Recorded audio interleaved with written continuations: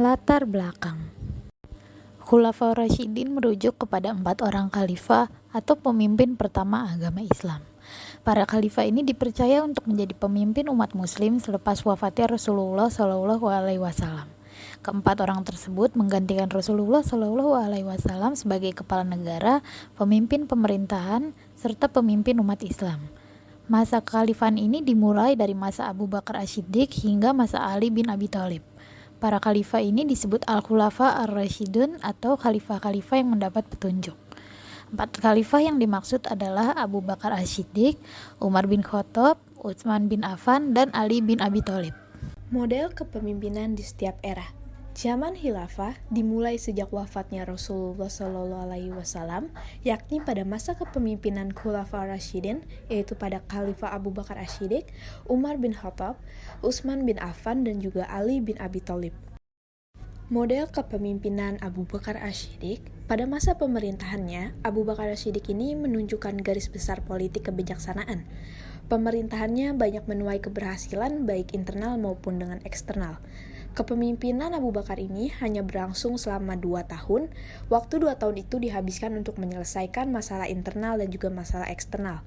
Masalah internal itu muncul dari suku Arab yang menolak patuh pada pemerintah Madinah. Masalah lainnya yaitu munculnya nabi palsu, pemberontakan kaum munafik dan murtad, dan juga oposisi kaum penentang zakat. Lalu kalau eksternalnya itu munculnya karena adanya campur tangan Imperium Persia, lalu juga ada campur tangan Imperium Romawi. Model kepemimpinan Abu Bakar ini bersifat sentral atau terpusat. Kekuasaan legislatif, eksekutif, dan juga yudikatif itu berpusat di tangan khalifah. Abu Bakar tetap melakukan musyawarah seperti zaman Rasul dalam menyelesaikan suatu masalah. Pada masa pemerintahannya, Abu Bakar ini berhasil melakukan perluasan wilayah dan juga mengumpulkan ayat-ayat Al-Quran yang berserakan. Umar bin Khattab. Kepemimpinannya berlangsung selama 10 tahun. Pada masa pemerintahannya, Islam mengalami kemajuan yang sangat pesat. Umat muslim terjamin keamanan, kemakmuran, dan juga kedamaiannya. Umar merupakan pemimpin yang selalu membuat kebijakan revolusioner pada masa pemerintahannya. Administrasi pemerintahan diatur menjadi 8 wilayah provinsi.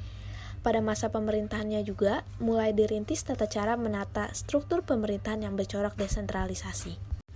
Utsman bin Affan. Ia menjadi khalifah selama 12 tahun. Selama pemimpinannya, ia mengembangkan Islam ke beberapa daerah yang belum tercapai pada masa Umar bin Khattab. Adapun kebijakan yang paling disoroti yaitu kebijakan pada pengangkatan kerabat keluarga menduduki jabatan penting. Selain itu, ia juga memperluas Islam dan juga memperhatikan pembangunan dalam kota dan menjunjung tinggi nilai keadilan. Lalu ada Ali bin Abi Thalib yang menjadi khalifah selama 6 tahun. Masa pemerintahannya penuh dengan gejolak. Masa pemerintahan Ali tidak lepas dari pemberontakan. Adapun pemberontakan yang dilakukan oleh Talha, Zubair, dan juga Aisyah. Kebijakan Ali juga banyak mendapati perlawanan dari kaum Muayyah yang didukung oleh sejumlah bekas pejabat tinggi yang merasa kehilangan kedudukan dan kejayaan. Sumber inspirasi pembentukan sistem kepemimpinan atau kekhalifahan. Abu Bakar merupakan salah seorang sahabat yang paling dekat dengan Nabi Muhammad SAW. Setelah Nabi Muhammad SAW wafat, umat muslim dihadapkan kepada suatu yang berwujud krisis konstitusional. Sebelum ditunjuknya Abu Bakar sebagai khalifah, para sahabat berkumpul di Syakifah Bani Saidah untuk dapat membicarakan prosesi pergantian kepemimpinan pasca wafatnya Nabi Muhammad SAW. Umar bin Khattab diangkat menjadi khalifah kedua merupakan salah satu peristiwa yang penting dalam Islam yang terjadi pada bulan Jumadil Akhir. Umar bin Khattab ditunjuk menjadi khalifah melalui wasiat yang diberikan oleh Abu Bakar As-Siddiq sebelum ia wafat. Sebelumnya, Abu Bakar telah memilih Umar sebagai penggantinya, namun ia tetap meminta pertimbangan kepada sahabat-sahabatnya seperti Abdurrahman bin Auf, Utsman bin Affan, dan Talha bin Ubaidillah, dan semuanya sepakat bahwa Umar bin Khattab yang akan menjadi khalifah yang kedua. Setelah pembayat kepada Umar sebagai khalifah dilakukan, Abu Bakar memanggil Umar bin Khattab dan berwasiat untuk senantiasa menegakkan agama Allah, untuk meneruskan perang di Irak dan Syam dan selalu berpegang pada kebenaran. Utsman bin Affan. Pasca wafatnya Umar bin Khattab, orang-orang yang sebelumnya dipilih oleh Umar pada saat beliau sakit membentuk sebuah tim formatur yang terdiri dari 6 calon untuk diangkat sebagai khalifah yang baru, yaitu Utsman bin Affan, Ali bin Abi Thalib, Talha, Zubair bin Awam, Sya'ad bin Al-Waqqas, dan Abdullah. Tim ini dikepalai oleh Abdurrahman ibnu Auf, dan mereka berkumpul dalam salah satu rumah selama 3 hari pemilihan. Ini hanya mempunyai hak pilih dan tidak berhak dipilih.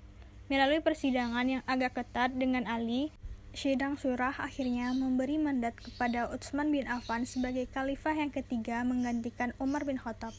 Ali bin Abi Thalib. Setelah masa kepemimpinan Utsman bin Affan, suara terbanyak dan yang berkuasa adalah Ali. Pada saat itu, Ali mendapat banyak dukungan dari sahabat senior dan juga pemberontak pada masa Khalifah Utsman bin Affan. Orang yang pertama kali membayat Ali adalah Talha, kemudian diikuti oleh Zubair, kemudian juga diikuti oleh banyak sahabat dari kaum Muhajirin dan kaum Ansor. Kelebihan dan kekurangan kepemimpinan Khulafaur Rasyidin. Kepemimpinan Abu Bakar As-Siddiq. Kelebihan. Pada masa pemerintahannya atau kepemimpinannya, dia berhasil memerangi beberapa suku Arab yang mengancam persatuan. Dia juga berhasil melakukan penstabilan keadaan internal dan menguasai Arab. Pada masa terjadinya Perang Yamamah, dia juga berhasil mendorong kewajiban untuk melakukan adanya modifikasi Al-Quran dan melakukan perluasan serta pengembangan Islam di wilayah Arab. Kekurangan. Dia hanya memimpin selama 2 tahun, dan saat dia memimpin, masih ada banyak masalah dan urusan yang tidak terselesaikan, yang membuat kondisi Islam dan umatnya ada di zona perpecahan. Kepemimpinan Umar bin Khattab. Kelebihan. Pada masa kepemimpinannya, dia berhasil melakukan perluasan Islam mencapai Mesir, Irak, Syam, Palestina, dan negara Persia lainnya. Di bawah kepemimpinannya juga, dia juga berhasil membentuk sistem pemerintahan yang mirip dengan pemerintahan Persia, yaitu dengan membentuk dewan-dewan dalam pemerintahan. Kekurangan. Dalam masa kepemimpinannya, terjadi banyak permasalahan sengketa lahan, atau lebih tepatnya disebut dengan banyaknya keberadaan mafia tanah. Kepemimpinan Utsman bin Affan. Kelebihan. Pada masa kepemimpinannya, dia berhasil melakukan pembukuan naskah Al-Quran dan penetapan pelafalan Al-Quran menjadi seragam. Dia juga berhasil melakukan perluasan Islam di wilayah-wilayah terpencil dan melakukan pembangunan kota seperti membentuk bendungan, jalan, jembatan, masjid, ataupun lainnya. Dia juga pula berhasil melaksanakan pembentukan armada laut Islam. Kekurangan.